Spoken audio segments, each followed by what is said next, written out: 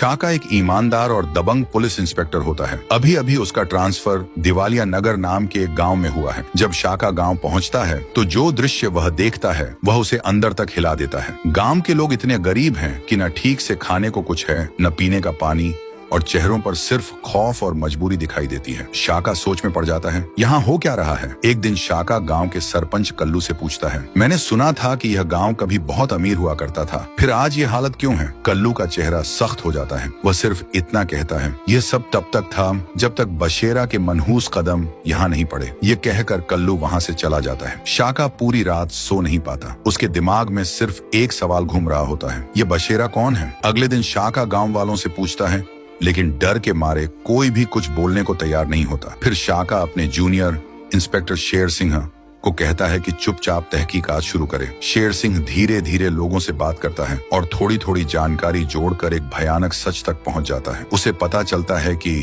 बशेरा का एक छुपा हुआ अड्डा है, एक फैक्ट्री है जहां गन्स की स्मगलिंग होती है। वह हर हफ्ते गांव वालों से जबरदस्ती कमाई ले जाता है। गांव का पानी भी उसने फैक्ट्री के जहरीले कचरे से खराब कर दिया है। ये सब सुनकर शेर सिंह हैरान रह जाता है और तुरंत जाकर शाका को सारी बात बता देता है। शाका का खून खौल उठता है। वह सोचता है, ये कैसे हो सकता है कि इतना जुल्म हो और कोई आवाज भी न उठाए। शाका फिर से सरपंच कल्लू के पास जाता है और गवाही देने को कहता है, लेकिन कल्लू घबराकर कहता है, तुमसे पहले भी एक इंस्पेक्टर यहाँ आया था, आज तक पता नहीं चला कि वह जिंदा है या नहीं। अगर अपनी जान प्यारी है तो यहाँ से चला जाओ। ये सुनकर शाका समझ जाता है कि यह मामला साधारण नहीं, ये जंग है। अब शाका एक खामोश और खतरनाक योजना बनाने लगता है। सवाल ये है दोस्तों, क्या इंस्पेक्टर शाका दिवालिया नगर को बचा पाएगा। वह इंस्पेक्टर जो पहले यहाँ आया था वह कहाँ गया। क्या बशेरा ने कुछ किया। देखिए अगला भाग।